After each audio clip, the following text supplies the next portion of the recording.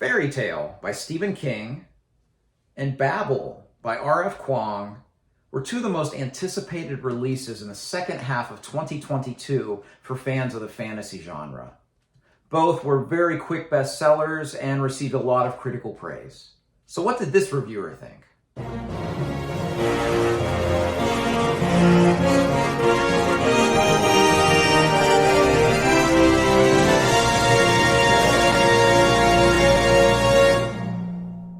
Hello everyone, welcome back to the channel. Today I have a different kind of video for you. So the first thing I'd love to know is, what do you think of this format?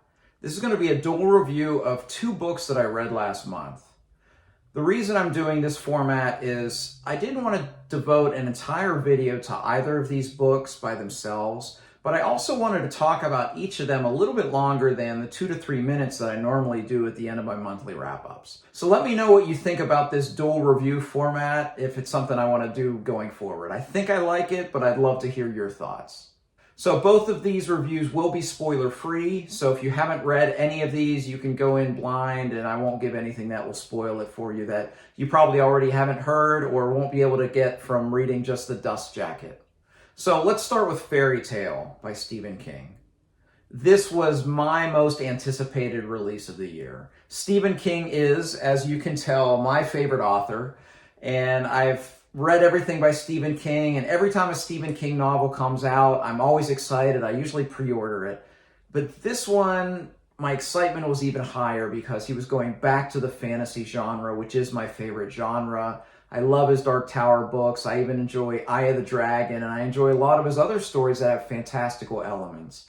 So I was really excited.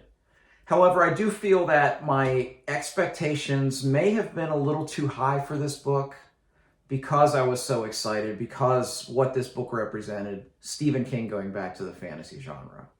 Because I did find some disappointment that I hope my initial enthusiasm wasn't the direct result of that. So Fairy Tale by Stephen King is a portal fantasy.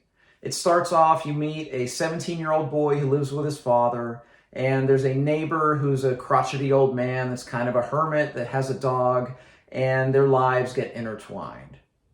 And I love this character, this 17-year-old initially, and this is one of my favorite things about King, is he just knows how to write young protagonists. And a lot of times it's younger than this. He's very good at like 12, 13-year-old protagonists, but this was an older protagonist. And I thought he did a great job at demonstrating both sides of this character being...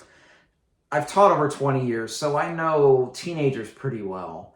And your average 17-year-old is just a walking contradiction. A lot of times they'll act like they're 12. And then they'll say something that's incredibly thoughtful or do something that would be something that a mature adult would do.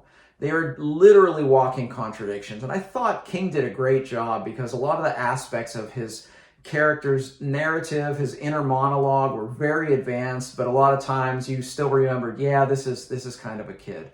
So I loved Charlie as a protagonist. And what I loved even more was just seeing the beginning of this book was just one of those great slice of life journeys that King does so well, where from a story standpoint, not a whole lot is going on, but it's very riveting because you're learning about Charlie and the story with his father, and then this old man comes into the story that has this great dog, and I just love that part of King's writing. Not all authors do this very well, but King does it so superbly. I loved it in this book. Now, this is a portal fantasy, and it is a fairy tale, and this was, in many ways, Stephen King's kind of nodding his hat to the writers of a lot of the classic fairy tales. And you see a lot of influences, whether it's Grimm Brothers or he mentions some others. He even mentions Robert E. Howard in his beginning, which is an interesting take on the fairy tale. But I really enjoyed those allusions that came throughout the story. The biggest issue that I had with Fairy Tale was about halfway through the book, this book takes a very hard left turn, to use an analogy, and it goes a very different direction than it originally started. When Charlie goes through this portal into this fairy tale land, initially I found it very fascinating. Just some of the visuals I could just see, and I'm not a very descriptive reader. I don't always see things very clearly. But I could see some of these characters and some of the things he was painting in this fairy tale land. But then the story just went a different direction. It was almost like King just wanted to tell a different story at a certain point. And it took a tangent that lasted for about 200 pages. And I don't think there was anything wrong with this story, but I just felt it was so tonally different from what began this story that it just felt really out of place. Maybe that's what King was going for. Maybe he was trying to shock you into believing that you were in some sort of magical land by just throwing you into this different situation. But for me, it really lessened my enjoyment of this book. And it lasted about 200 pages. After that, however, the conclusion of this book is fantastic. It's one of King's better endings in a long time, and it's something that I really enjoyed overall. I just wish he hadn't taken that chance in the middle. I think that like pages 300 to 500, if he could have condensed it to 40 or 50 pages, this might have been a 5-star read for me, because I did so love the build-up and I did love the ending. But as it is fairy tale for me, I gave it a 3.5 out of 5. Kind of a missed opportunity, in my opinion, for Stephen King. Okay, let's next talk about Babel, or Babel. I think it's Babel. Babel by R.F. Kuang. This is a book that I pre-ordered because I didn't love the popular trilogy by R.F. Kuang, but I liked a lot of it. I enjoyed her writing. I liked it from a thematic standpoint, and this one's kind of similar. Enough to pre-order it. In fact, this is a special edition I ordered from Waterstones in the UK. It's got these black pages. It is signed by the author. And I don't do that very often for books, order a special edition, but I was intrigued. It's a tale of dark academia, and I've always liked that as a topic. As someone has a couple college degrees, I always liked academia, and in fact, at one point, I thought I wanted to go back and maybe be a college professor, but I really enjoy that setting. My favorite is still The Secret History by Donna Tartt, but as far as dark academia goes, this is a very good one. This is the tale of Robin Swift, and he's a Chinese immigrant who is taken from China by a man who's an English professor at Oxford University. And he's taken as a young boy to study languages so that he will be able to enter this secret and great institute of translation at Oxford University that takes place in this tower in the middle of the university called Babel. And it kind of looks like the Tower of Babel. In fact, in the book, there's a picture of it inside, which is pretty cool. What's interesting for me with Robin's story is not the initial stages when he's pulled from his family in China and he studies with this English professor before he goes to Oxford. But once he gets to Oxford and he has a cohort of four individuals, that's when this story got really, really good. So something I alluded to in the Poppy War was the thematic strength of R.F. Kuang's writing. And it's even better here. In my Goodreads review, I think I called it a thematic home run, and that's what I feel about this book. From a thematic standpoint, Kuang just hits all the right notes for me. I think her experience as a Chinese immigrant to America, I think it really played into this. And if you see some interviews, I think that she might not have been treated that well at Oxford either. So that may have played into it as well, because you see the racism, you see some sexism with part of the cohort that Robin finds himself a part of. You see immigration as a big part of this story. And then later, as the scope of the story gets bigger, you see that imperialism and colonialism become very big themes here. And those are the biggest themes of this story. And I felt that, I think I wrote in that review that I think she was the perfect person to talk about these topics. And I thought all of these thematic ideas were just handled so well. The other thing that was really interesting with me in this one, again, it's a fantasy tale. In this fictitious Tower of Babel in the middle of Oxford University, the magic system is around silver, and it has to do with translation. And that's why Robin is there, is to be a great translator. He's learning all the classical languages, and he has his own native Chinese to infuse into these pieces of silver. And what they do is they infuse different words to cause them to do different things and have different attributes. And I found it fascinating, her discussions about etymology.